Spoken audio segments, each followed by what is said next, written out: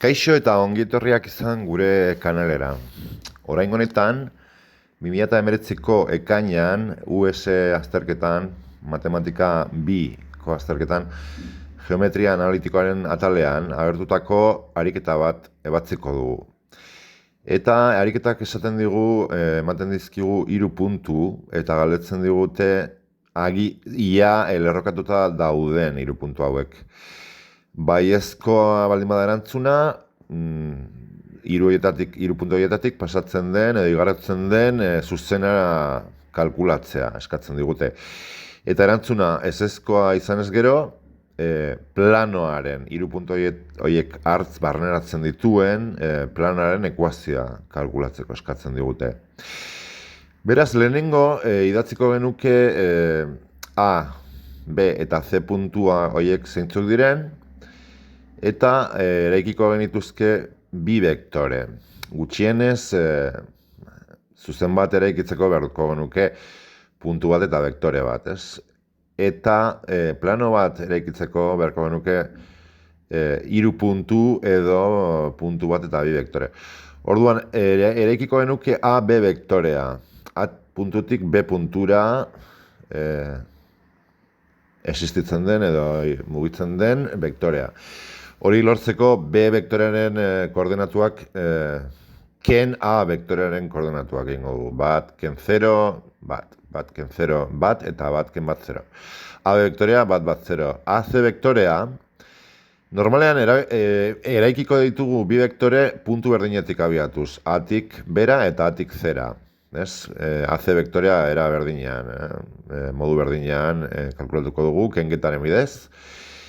Eta orduan, bi vektore hauek ditugunean, jakin beharko genuke ia ze posizio relatiboa duten. Orduan, A eta B eta C lerrokatuta baldin badaude, A, B vektorea eta AC vektorea paraleloak izango dira, ez? Logikoki, lerro berdinean egon behar dute. Eta paraleloak baldin badira, esan nahi du bere koordenatuak proportzionalak izan behar dutela.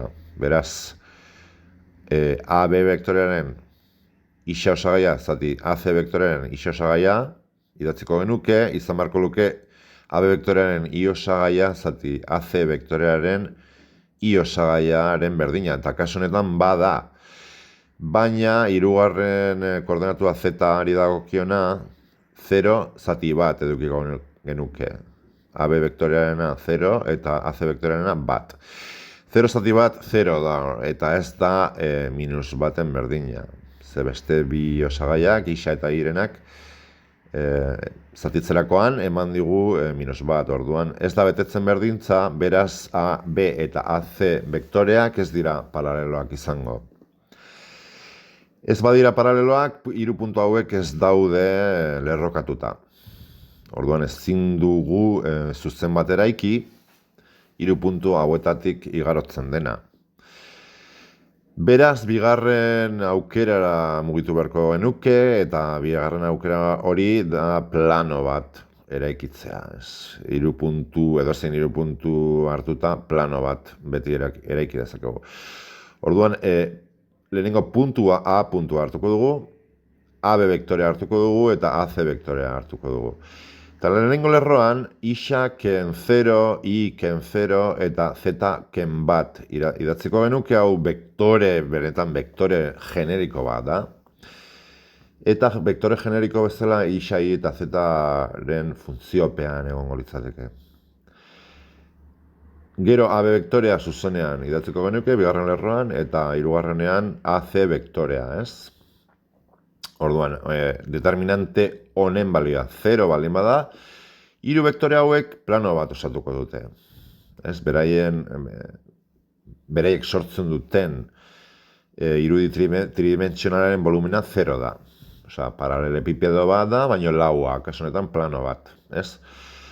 Orduan, sarruz erabiliko genuke, behin da berriro erabiltzen ari garena, kanal honetan, eta emaitza isaken ni izango litzateke, ez? Eraiketak egin ondoren. Orduan gure planoa, pi planoa, isakeni berdin 0 izango. Ezaztu 0-rekin berdintzea, hori da planoaren definizioa. Eta orain, 3 dimentsioetan nola ikusiko genuken, plano hau, 3 puntu hauek lehenengo, ia lerrokatuta dauden edo ez, ikusteko berehala ikusten da, hemen ikusiko genuke, 3 puntu hauek ez daudela lerrokaturik, ezin dugula zuzen bat bakarra, gutxienez 2 zuzen beharko dituzke, hauek barneratzeko. Baina, bai noski plano bat. Plano bat sor dezakegu, 3 puntu hauek barneratzen dituena, Bueno, eta horrelako adierazpenak, horrelako azalpenak gustoko badituzue, arpidetu zaitezte kanal honetara eta emaiozue gustatzen zait, sakatu gustatzen zait botoia, mesedez. Mi esker.